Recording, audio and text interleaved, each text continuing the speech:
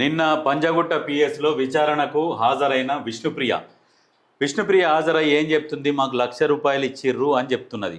వాస్తవంగా నేను ఒక లేడీ ఒక టీవీ ఛానల్లో ఇంటర్వ్యూ ఇస్తప్పుడు ఏం చెప్పిందంటే, తన ఆధార్ కార్డు మీద ఉన్న అకౌంట్లో డిపాజిట్ చేయరు డబ్బులు. 6 నుంచి 8 అకౌంట్స్ అడుగుతారు.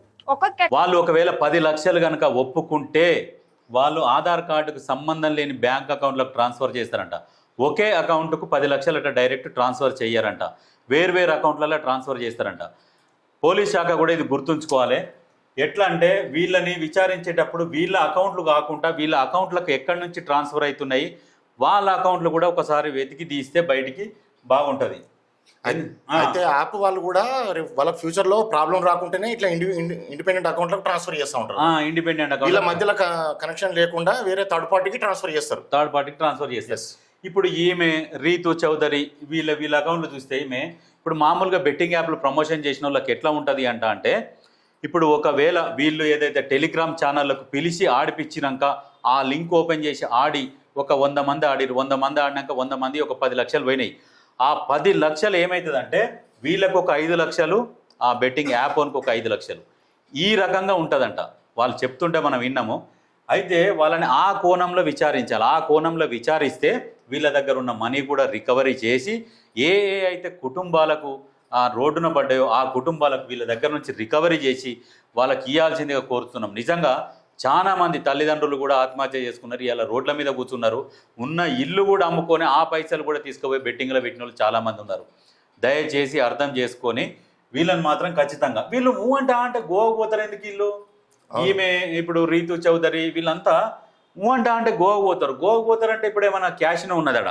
సరే క్యాషినోలో కనపడతారంటే ఎక్కడైనా క్యాషినోలలో కూడా వీళ్ళు ఎక్కడికి పోయినా వీడియోలు తీస్తుంటారు. కానీ మరి క్యాషినోలో కూడా ఇక పోరీళ్ళు వీళ్ళు ఏడిపోతారు ఏమైనా రిసార్ట్స్కు అక్కడ ఇక్కడ, లేదంటే అక్కడ ఏమైనా బిజినెస్కి ఇట్లా పెట్టిర్రా వీళ్ళు పెద్ద పెద్ద బిజినెస్లు ఏమన్నా వ్యాపారం ఉన్నట్టున్నది. కానీ ఇట్లా మన సింపుల్గా ఇట్లా ఎక్కుతారు, ఇట్లా వెళ్ళిపోతారు. ఏదో మన సెట్విన్ సర్వీస్ బస్ ఎక్కినట్టు ఎక్కుతారు పోతారు. వెనకడికి ఒక ఆయన ఉంటుండే ఇద్దరు వాళ్ళు అంటే ఇట్లా శనివారం పోయేది బెట్టింగ్ యాప్లో కానీ పోయేది, క్యాషినోలో ఆడేది వచ్చేది. ఇక ఉన్నాయి పోగొట్టుకున్నాడో తెచ్చుకున్నాడో వాళ్ళతో యుద్ధం చేసిర్రో మరి ఏమో తెలియదు. కానీ ఇట్లనే వాళ్ళు పడ్డారు. ఇక ఈమె ఇగో శ్రీముఖి ఏం పైసలు తక్కువైనాయి శ్రీముఖి, ఎందుకు ఇట్లా మంచి యాంకరు మంచిగా యాంకరింగ్ చేస్తావు. మళ్ళా ఇప్పుడు కొన్ని ప్రమోషన్స్ ఉంటాయి కదా నీకు, ఆడియో రిలీజ్ ఫంక్షన్స్ కానీ ప్రీ రిలీజ్ ఫంక్షన్స్ కానీ అన్నిటికీ మంచిగా యాంకరింగ్ చేస్తావు, మస్తు డబ్బులు వస్తాయి.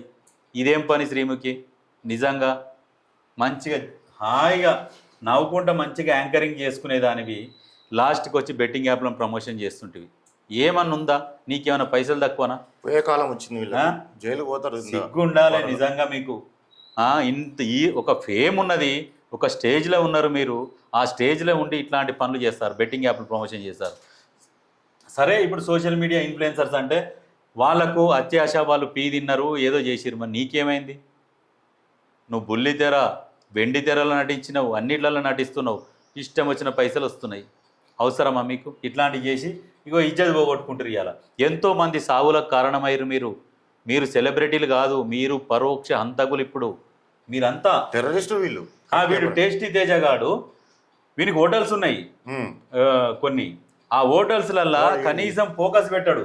ఆ హోటల్స్లల్లా ఏం టేస్ట్ ఉండదంట, ఏముండదంట, అంత చెత్త ఉండదంట. దాని మీద ఫోకస్ పెట్టక వచ్చి బెట్టింగ్ యాప్లు అయితే పుణ్యానికి పుత్తగానే వచ్చి పైసలు పడతాయి, ఎంజాయ్ చేయొచ్చు. అది మీకు దీనికోసం ప్రజలు మీకు ఫేమ్ ఇచ్చింది. బెట్టింగ్ యాప్లను ప్రమోషన్ చేసి మా పిల్లల్ని సంపురు, మీరు మా పైసలు తిని మా పిల్లల్ని సంపురు అని మీకు ఈ ఫేమ్ ఇచ్చినారు ప్రజలు.